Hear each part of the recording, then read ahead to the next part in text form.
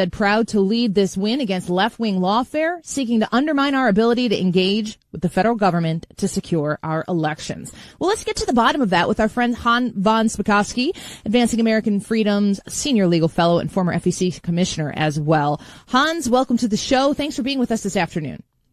Sure, Annie. Thanks for having me back. Well, the Attorney General here in the state of Missouri seems to think that this is a pretty big deal. Talk to us about the forward movement today in President Trump's executive order on election integrity. Well, look, one of the things in the executive order that just makes perfect common sense is he's telling the federal government to compile lists of individuals who are citizens in order to make that information available to state election officials. And, you know, it's hard for me to believe why anyone would object to that, as happened in this lawsuit, unless, like blue states, they don't want to know about aliens who have registered to vote. The executive order also has provisions in it directed at the U.S. Postal Service.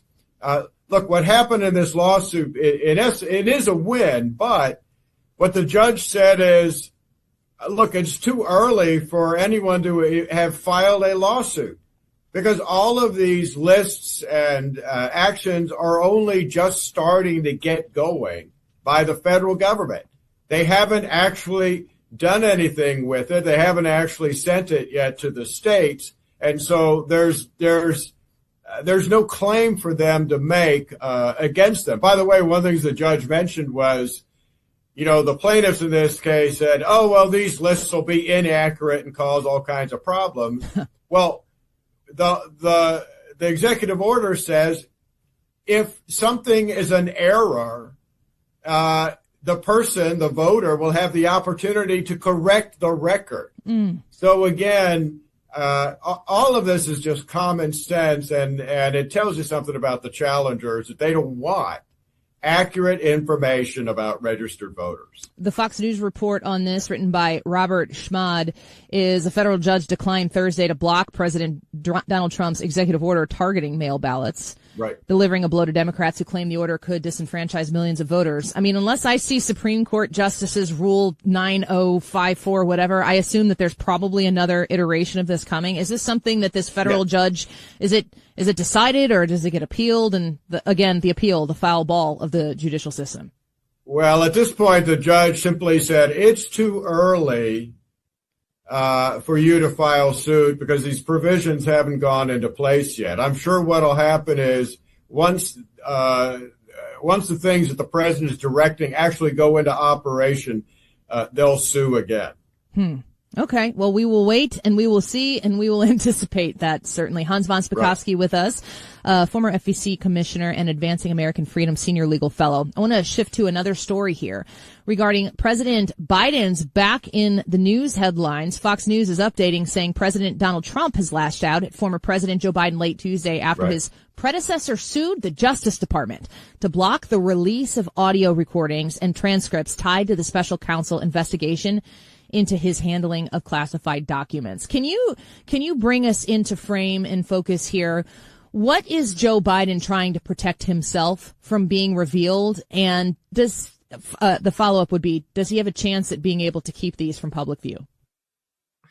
Well, remember, there was a special counsel that investigated Joe Biden for the mishandling of classified documents, which it turned out they found stored at his house in his garage, clearly in violation of the law. But the special counsel had 70 hours, apparently, of interviews, including interviews with the president, and that's what they're trying to prevent the release of. Now, folks will recall that the special counsel concluded that, the president probably violated the law in mishandling these classified documents, but he recommended not going forward with the prosecution because he would come across to the jury as an elderly old man with memory problems. The president of the United States at the time. Right. Yes.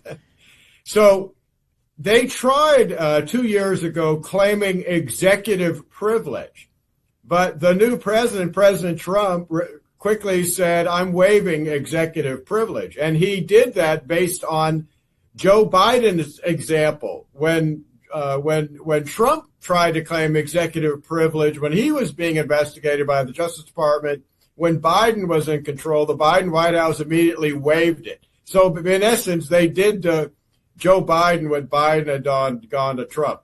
The latest lawsuit claims, if you can believe this, that these were private conversations and therefore he has a right to privacy, which is got to be one of the nuttiest claims I've heard, that you have a right to privacy over an investigative report that was part of a Justice Department investigation. I think this is a sign of the desperation of Joe Biden and his lawyers. And boy, these tapes really must be embarrassing. Yeah. I mean, at this point, I'm kind of wondering, other than his legacy, what are they looking to protect? Do you feel as though these tapes could reveal, okay, yes, he's going to, what was it, a well-meaning feeble old man or something like that Mr. Hur said, that it's not just about Joe Biden. It's not just about protecting whatever legacy he feels as though he currently has.